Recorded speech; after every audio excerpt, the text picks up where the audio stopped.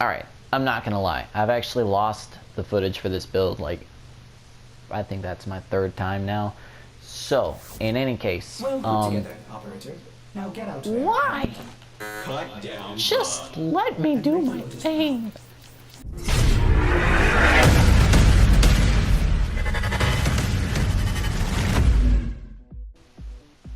How is it going, guys? I am here to do the third and final part of the modding tutorial session. I know it's a three-part series. If you haven't already seen them, I have a basics modding tutorial. If you've already got a hold of the basics and the general concepts of modding, then ignore that. I also have another video that is going to be for weapon modding that will discuss the types of modding that go into all weapons, including melee weapons. I'll discuss every kind of basic build that there is. And this video, as the title would explain, is going to be about Warframe modding. Now, frankly, Warframe modding can be much more simple and much more complex compared to weapon modding at the same time. Warframe modding is pretty much cut into 4, maybe 5 categories, I guess, if you want to call the last one a category, which I'll explain. The 4 categories are duration, efficiency, and strength build, actually.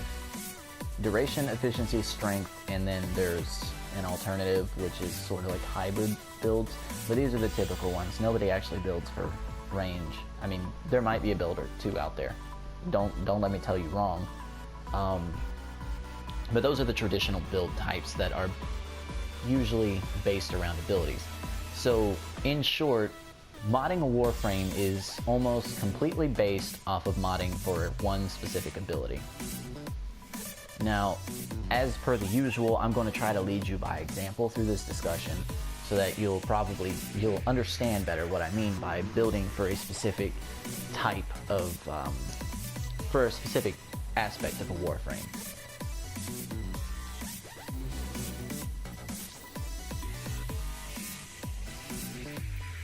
Any case, I've actually lost my build for this like 3 times, but I'm going to go ahead and I'm just going to get to the point here.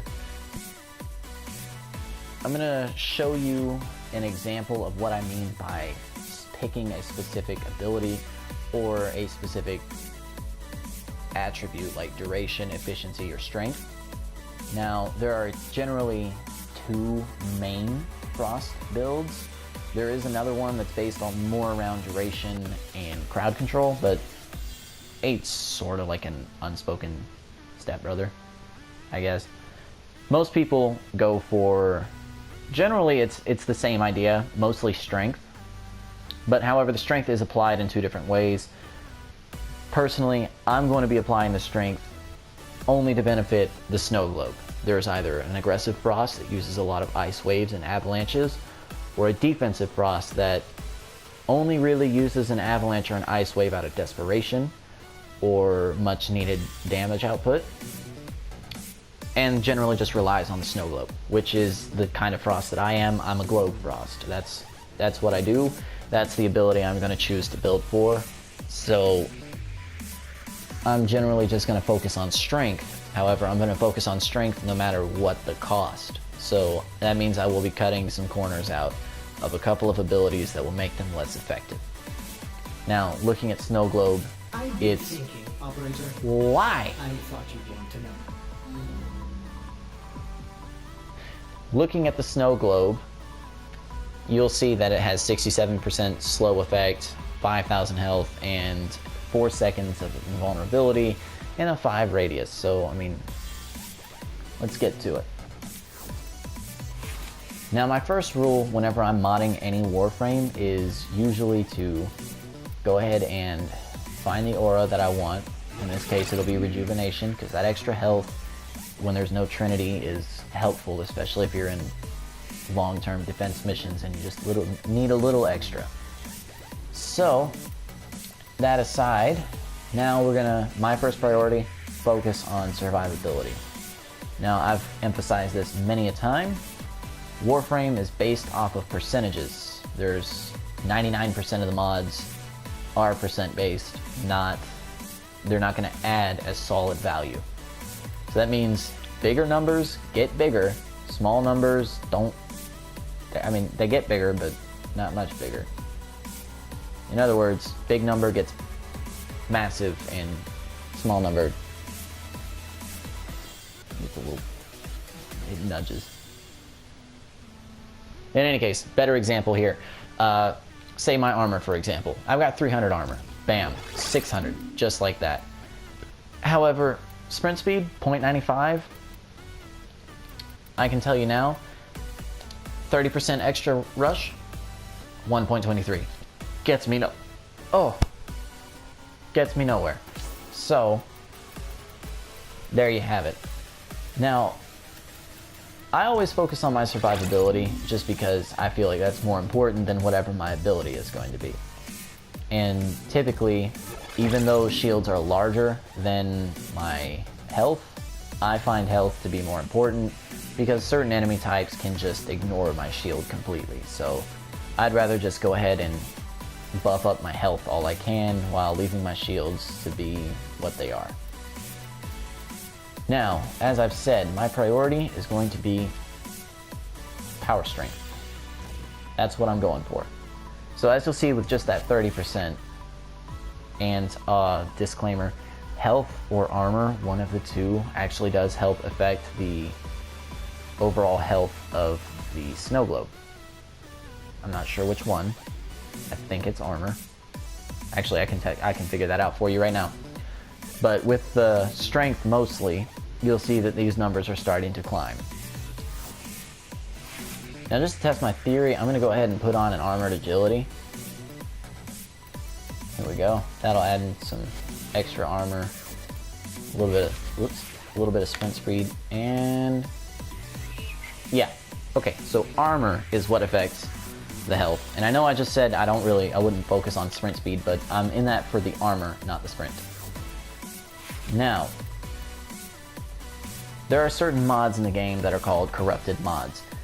They tend to have a negative effect for a positive effect. They are a trade-off, so you've really got to be dedicated to a specific kind of build in order to use one properly. Like me. I don't need the extra duration. Screw that. What I want is the extra power strength. Now on top of that, I'm going to want a power drift in place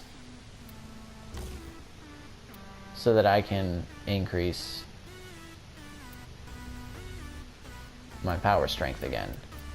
My dilemma here is whether or not I want to increase my efficiency or increase the effective range of my defensive bubble. Personally, I'd like to be able to cast it again for a lower cost than trying to increase the range of it. I think a bigger shield, while it looks nicer and people will feel safer, it's actually less safe in my opinion because it's bigger. It can take more stray shots and it's just an easier target. So personally, I'm just gonna go for an efficiency. So then we go here and we check our mod build. Again, duration took a bit of a dive and our power strength is jumped up and the efficiency.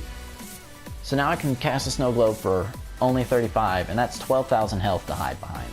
Again, this isn't gonna be a perfect build, but for educational purposes, you understand what a strength build is. This is what it means to focus for an ability. You cut corners on other abilities in order to increase the effectiveness of, of a different one. You know what? Since it's a build I know well, I'll go ahead and do a Wukong build for you. Now, the first step, as always, whenever you get to your Warframe is, alright, I want to use this Warframe. What am I going to build for? Out of all of these abilities, I find Defy to be easily the most valid. So, escaping death and receiving a boost of health, great. There's small intricacies that might go into using it, like I'll have to recast the ability, so I need to keep my energy in mind, because obviously, the longer I use the ability, the more it's going to stack up and start costing me. So I've got to keep that in mind. And on top of that, we've got other things in mind. This is a continually draining ability, so that means energy over time.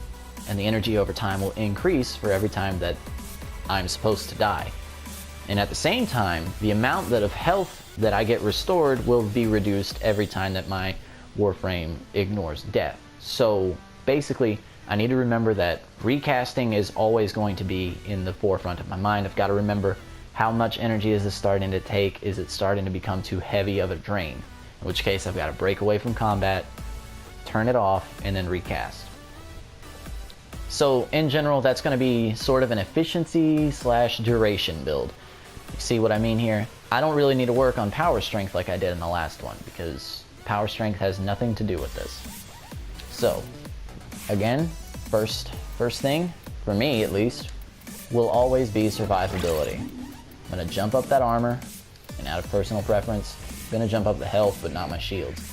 Especially for the sake of this build, and you'll understand why I need more health than I do shields once I get to it. I will explain my methods, do not worry. And I broke one of my rules, it's always put the aura in place, but, you know, better late than never. The point is you remember to get it in there. Now, I want you to know, again, both of the frames and builds that I've used in this video have already had a reactor installed, so the capacity has been doubled. However, I do not think that either one has had Forma installed. Now, I could go from before, and you see Transient Fortitude will lower duration, but increase strength. I'm not really going to benefit from either one. So my first priority is going to be trying to upgrade my efficiency for this build. Now obviously I'm not really going to be worried about the range, and since it's energy over time, I don't need to worry about duration. So I quite simply only have to worry about my efficiency, which means Fleeting Expertise is a valid option. I can sacrifice my duration in return for better efficiency on my Warframe.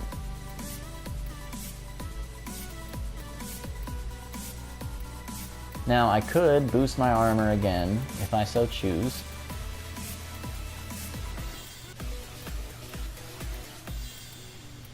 But personally I don't see too much of a point. Now I'm going to go ahead and give you a rundown. This is how it's affected me so far. My energy per second has been cut in half, which is great. And my invulnerability time gone down. Duration, it's gone down. Now I could fix my duration issue, but lower my power strength, but honestly I don't think strength is too much of an issue, and duration, not important. So the most that I'm going to want to worry about is always efficiency. And anything I can do to increase that efficiency.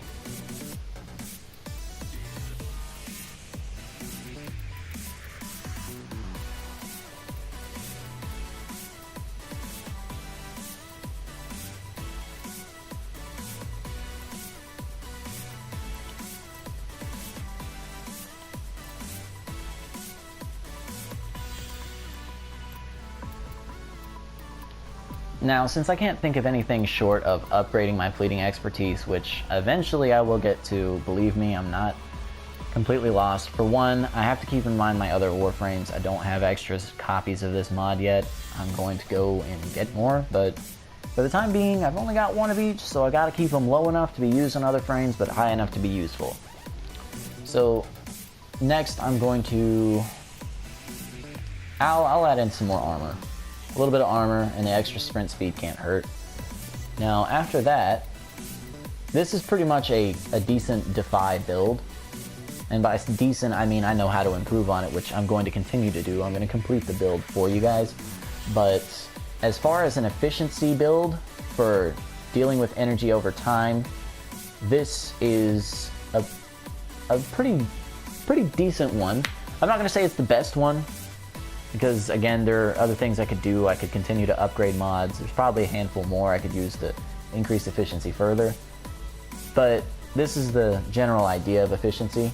So you get the picture. Sacrifice where you need to increase what you want and what you need for your build. Now, to continue this build, there are a couple of mods. This one more recently. You see it converts 45% of my damage on health into energy. So this is a part of my solution to my energy cost problem. So whatever damage I take to my health, it will be returned to me as energy. So that means my efficiency is up there, and now I don't really need the help of the Trinity to get my energy back. And 45% on its own is decent. And you might be wondering why I use that instead of Rage. Well, Rage is only 40%. Hunter Adrenaline is 45, but here's the real kick to it. I can put them both on there, and that will put it up to 85% of the damage that I take to my health will come back to me as energy. Now, that is great. Which is one of the reasons I didn't really focus on shields at all for this build, despite shields being bigger than health. And that is because I don't need my shields. I want them to go down so that that health can be hit, so that it can come back as energy, so that I can afford to keep not dying because of my Defy. Now, I could keep going on and try to show you guys a duration build, which would be something you would probably use for Saren, or if you're trying to prolong a status effect, but for time's sake, I'm going to try to keep this short.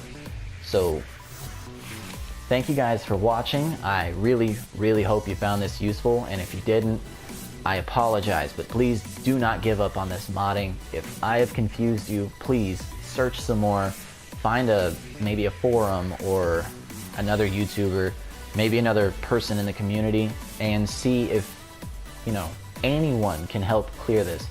Modding is something that you're going to have to learn in Warframe. There's no way you can cut a corner around it, because the auto install will only take you so far. Eventually you're going to have to take this into your own hands.